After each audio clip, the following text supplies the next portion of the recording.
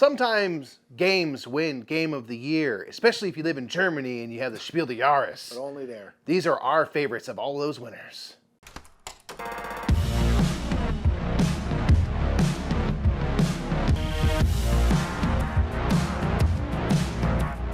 What's up, everybody? My name is Nick. I'm Mike. We're the Brothers Murph, and that's right, we're talking about our favorite Spiel des Jahres winners. As of the time of recording this, the Spiel des Jahres nominees are out, and the winners are probably going to come out in the next couple weeks. And so we were thinking, I wonder what going back the 30 years the Spiel des Jahres has been around, or actually, what, like 50 years? Like 50 years. Exactly. Yeah, it's been a long time. What are our personal favorites from all the Spiel des Jahres winners? So that's what we're talking about today's list. Absolutely. So these are just our personal opinions. Again, this isn't a reflection of anyone else but ours. But here are our 10 favorite past Spiel des Jahres winners.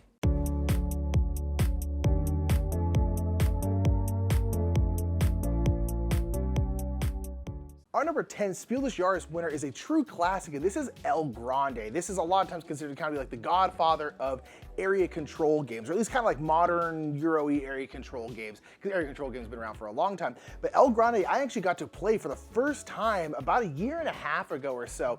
Someone had it at a local convention I was at, and I was like, you know what, let's play El Grande. This is one of those classics that I've always wanted to play. I've always heard about it being this, again, this great area control game. And here's the thing. It's great, and it still holds up. This is an area control game where you are putting out kind of your troops on the map in Spain, and you are, it's very modern in a lot of different ways, and I guess games that are modern are taking after El Grande, because you are selecting out your cards, and that's gonna tell you like your turn order, and then your how many troops you're gonna have on the map, and then you're also choosing action cards, which kind of dictate what you can do, where you can go, and it's really, really good. And it was one of those things where when I was playing El Grande, I was just like, oh, I get why this game is as classic as it is and as revered as it is, because you play it and you're like, wow, these are really, really solid mechanics, really solid area control game. It's not my favorite area control game ever, but you can see exactly why it took the world by storm and why it won the Spiel des Jahres, because it's just really, really good. El Grande is number 10. It's a classic for a reason.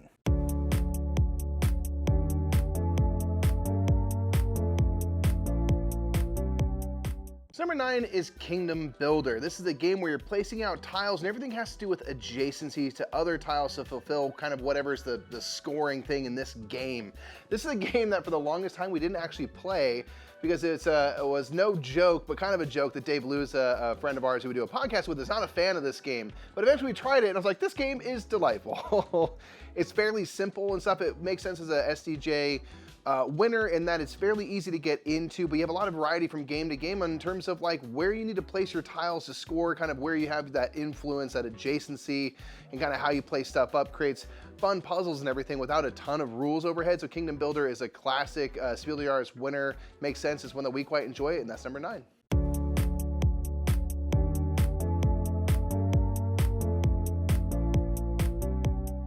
Number 8 is ultimately a huge, small game in terms of size, but a huge game. That is Codenames. Codenames, gosh, took the world by storm when it first came out. This is a game where you are on teams. Well, on one of the versions of Codenames, there's a lot of different versions of Codenames at this point, but you're essentially on teams trying to get your team to guess words that are into a grid, and you're giving them one-word clues to try to get them to point that way.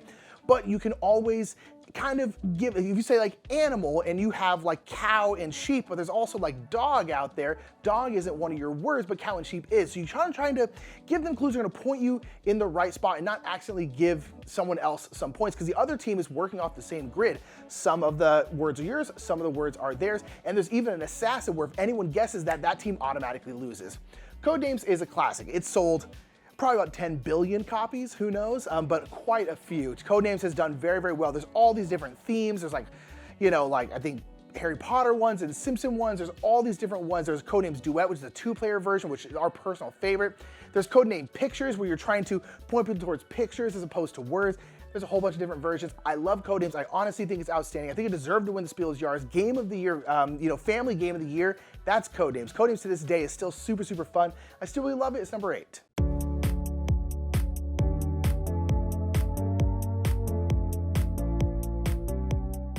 What more can you say about Dominion than like, it's just the birth of all deck builders, at least modern deck builders as we know them now.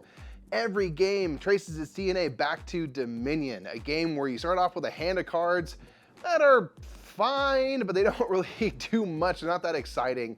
And through taking turns, you can buy better and better cards, hopefully increasing your odds of drawing a super hand where you get to do all of a sudden a bunch of different buys and actions, and you take away from your players and stuff. And the one thing I love about Dominion is that everything that you're scoring points is absolutely useless to you in the game. It just gets in the way and makes your hands and clunks up your deck. I think that's still a genius, unique way to kind of have to balance, like building up that deck of cards and all those actions, and then turn it into opportunities to buy big cards that score you points, but also understand that that's going to make it a bit of a mess when you try to draw those great hands in the future. Dominion is still a classic. There's a million expansions, a million types of combinations you can make. It is really a classic, the deck builder that started it all, and it's earned its right as an STJ winner.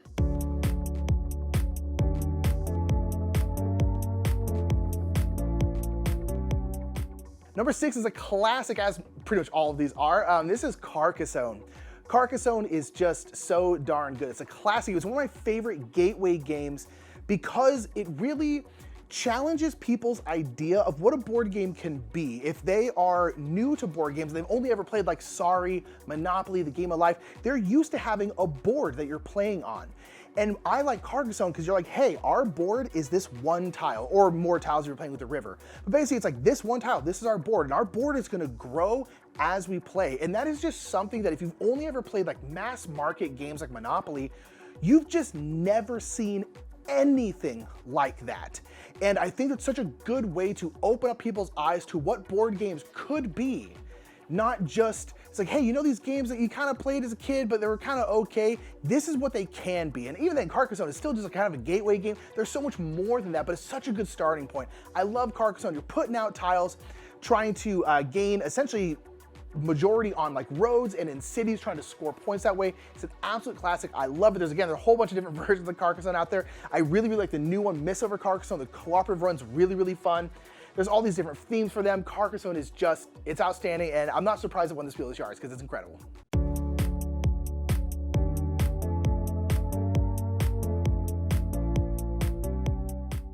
Number 5 is Azul. So Azul is a game that we got swept up in just like everybody else did when it first came out and it won the Spiel des Jahres.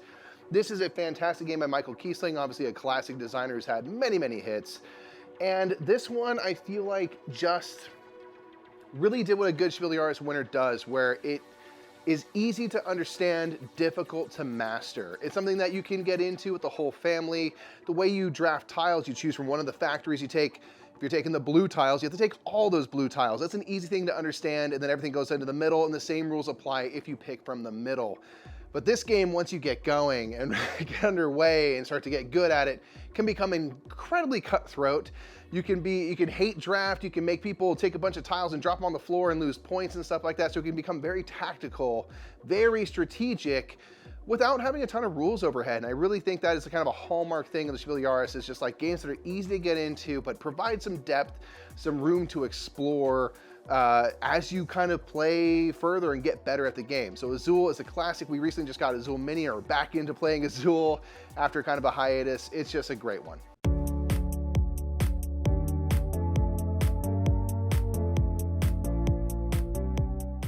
Number 4 is another great game, Ticket to Ride, and kind of like a lot of these, there's a lot of different versions of Ticket to Ride at this point. Our personal favorite is Ticket to Ride Nordic Countries, because we usually play games 2 players or 3 players, and that is a 2 to 3 player map. We're also Norwegian, so Nordic Countries just works for us. Most of our family's back in Norway, so it's just very cool. But this is a game where you're drafting out these cards, where actually there's a card row, and you're getting these cards. There are gonna be different color of trains. And then you are going to be turning in those cards to claim routes on the board. So this route will be like 4 reds. You need to turn in 4 red cards to be able to claim that route as your own. And then the longer the route you claim, the more points it's gonna be worth. And then you're also trying to connect certain cities. So if you're on the US map, maybe like Houston to Los Angeles, you have a little card that says you need to have an unbroken line of your trains from Houston to Los Angeles. And so you're also doing that, it's gonna get you points as well. Ticket Ride's a classic. There's so many different versions, there's so many different maps, there's all the maps of all different parts of the world. Again, our personal favorite is Ticket to Ride Nordic Countries, but there are so many cool ones that introduce little things. There's like My First Ticket to Ride, there's like the Ticket to Ride lighter versions like Ticket to Ride London and New York, there's Ticket to Ride Legacy is about to come out. Ticket to Ride's great, it's here for a reason.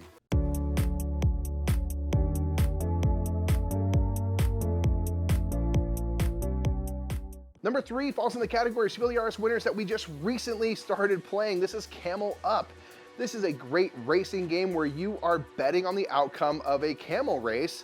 And these camels have the fun thing that they will stack on top of each other if they land in the same space. And then if you move any amount of those camels and stuff, and there's any camels above them, they'll just carry them right along forward. So there's a lot of intrigue about which camels are actually going to come in first in any one leg of the journey. And with the newer edition, there's these crazy camels that go backward and stuff that create a little bit more uncertainty in the game. Camel Up is just super duper fun because you can't control really the outcome of the race much. You're beholden to what happens and you're just doing your best to hedge your bets and make sure you win some money. It's just a really fun one. It's got great table presence, especially with the new version. They did a really great job. Camel Up is just tons of fun, and I'm so glad that now I finally understand and see why it's so great. And I'm kind of like, why didn't I play this so much? It took so long to get here, but now we're here.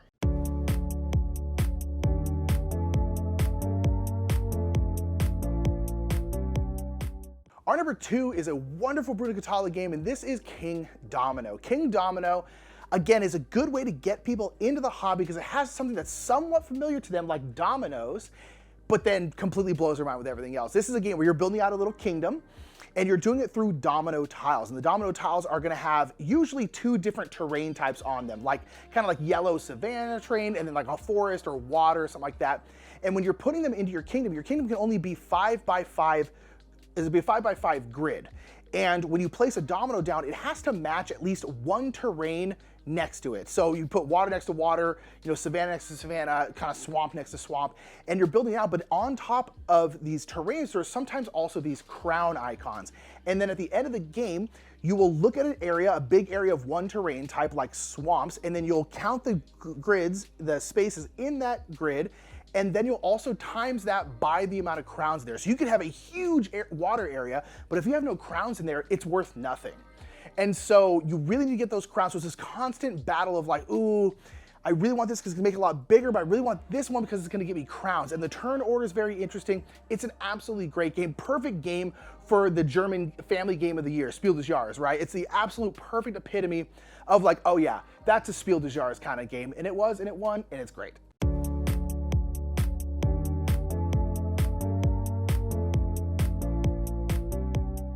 And our number 1 favorite Spiel des Jahres winner ever is the most recent one as of this recording. This is Cascadia.